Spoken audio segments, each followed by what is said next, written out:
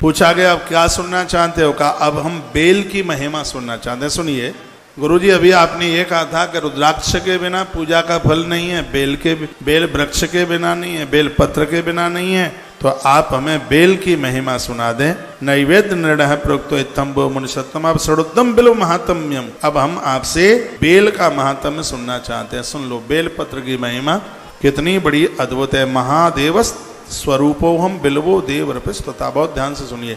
एक बात मैं और कह दूं, कितना भी आपको जरूरी काम हो, ग्रंथ में लिखा है, लिंग पुराण में लिखा है, चातुर्मास में चौमासे में भूल करके भी वृक्ष को नहीं काटना चाहिए, क्योंकि चौमासे में सगरे देवता वृक्षों में वास करते हैं। बहुत बड़ा अपराध हो जाएगा। कितना भी जरूरी काम हो, चौमासे में पूरे चातुर्मास में वृक्ष ना काटें भूल करके भी।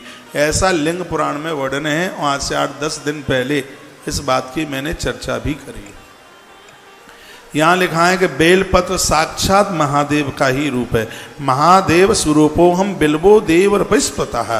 देवता लोग बेल वृक्ष की स्तुति करते हैं महादेव समझ करके। ये जो बेल वृक्ष है ये साक्षात महादेव का रूप है।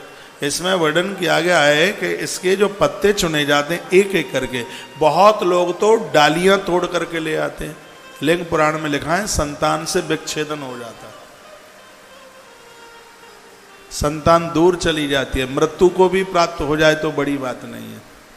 इसलिए कभी भी डालियां तोड़ करके बेल पत्रों का चयन न करें। इसके एक एक बेल पत्र को इसको चुना जाता है। मैंने देखा है कि लोग पूरा का पूरा डाला फक करके ले आते हैं, और यही हमने वो देखा। पूर्व में भी मैंने इसके लिए निवेदन किया है, वृक्ष को समाप्त न करें। महादेव स्वरूपो हम बिल्वो दैव रपुस्तता यथा कथंच देतस्स महिमा ज्ञायते कथम। इसकी इतनी अद्भुत महिमा है कि शब्दों में जिसको बांधा नहीं जा सकता। लिखा है कि पुण्य तीर्थानि यावन्ति लोकेशो प्रतितान्यपि तानि सर्वाणि तीर्थानि बिल्व मूले वसन्ति। इस मृत्यु लोक में और ऊपर के लोक में भगवान शंकर के जितने भी तीर्थ हैं वो सब के सब बेल वृक्ष की जड़ों में वास करते हैं। वर्णन है कि बेल वृक्ष की जड़ में एक लोटा जल चढ़ा करके और वहाँ से थोड़ा जल लेकर अपने शरीर के ऊपर उसके छींटे मार लें तो आपको संपूर्ण तीर्थों में तत्काल स्नान करने का फल प्राप्त हो जाता है। बेल वृक्ष की जड़ों में जो पानी सींचा गया है उस जल के छींटे अपने ऊपर मारने से कुष्ठ रोग नहीं होता, चर्म रोग नहीं होता, ऐसी बीमारियां समाप्त हो जाती हैं, उन बीमारियों का खटका नहीं होता। इस जल का इतना बड़ा महत्व है, महिमा है। कुछ श्लोक और मैं आगे बोल रहा हूँ, सुन लीजिए। बेल्व मूले महादेवम लिंग रूपाणम यदम। दुनिया का ऐसा कोई बेल वृक्ष नहीं है जिसकी जड़ों में शिवलिंग ना हो। वो अपने आप उसमें शिवलिंग होता ही है। यह पूजित पुण्यात्मा सा शिवम प्राप्नुयात् ध्रुवम। जिसने बेल वृक्ष की जड़ों को पूज लिया है उसने धरती के सभी शिवलिंगों की पूजा कर ली है। बेल मूले जलयस्तु मूर्धा नाम विंचति। जो बेल वृक्ष की जड़ों में जल चढ़ाते हैं सर्व तीर्थ स्नात। देखो अभी मैंने बोला ना, उन्हें सभी तीर्थों में स्नान करने का फल प्राप्त हो जाता है। 25 नंबर का श्लोक है, अध्याय नंबर 22। जो बेल वृक्ष की जड़ों में एक लोटा पानी चढ़ाते हैं, थोड़ा गैया का कच्चा दूध डालकर, और उसमें एक लोटा आपने जल चढ़ा दिया, सर्व तीर्थ स्नात है। इसमें कोई संशय वाली बात नहीं है। उस स्त्री और पुरुष को संपूर्ण तीर्थों में स्नान करने का सौभाग्य प्राप्त हो जाता है। एतस् सब लोग मापनोति संतति वर्धते सुखम। उन्हें संतान का सुख मिलता।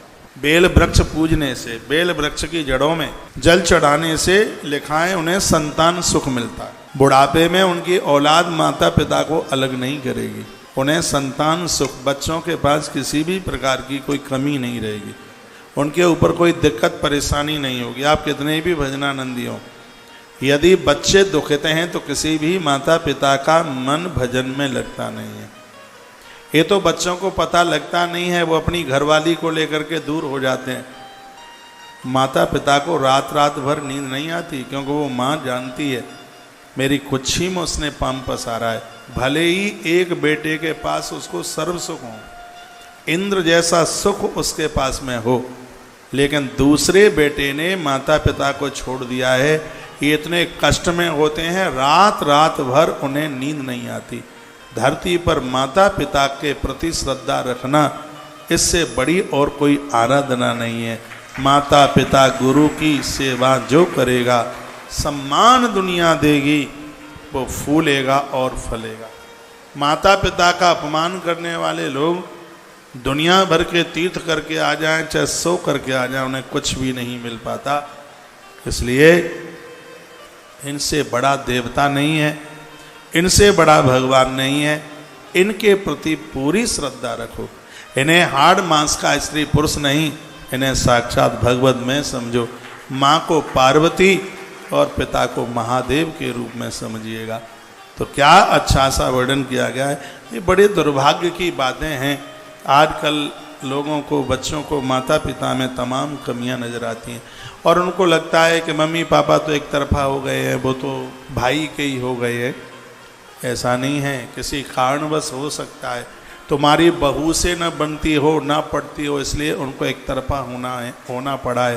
वो भले ही शरीर से तुम्हारे दूसरे भाई के साथ में हैं, लेकिन वो मन से तुम्हारे साथ में है। पिता में भीष्म भले ही दुर्योधन के बगल में खड़े हैं, लेकिन भीष्म मन से पांडवों के संग है। इस बात को मत भूलिएगा। कभी कभी इन भाई लोगों को ऐसा लगता है कि मम्मी पापा तो एक ही भाई के हो गए, लेकिन ऐसा होता नहीं है। उनके पास कुछ दिक्कत है, वो बक्करते नहीं है, वो बेचारे बोल नहीं पाते, वो रोते हैं, उनकी आंख में आंसू होते हैं, रात रात भर वो सो नहीं पाते। ऐसे माता पिता को दुत्कारना मत, अपने आप से कभी अलग मत करना। इनका आशीर्वाद होगा तो सब कुछ मिल जाएगा, किसी भी चीज़ की कमी नहीं रहेगी।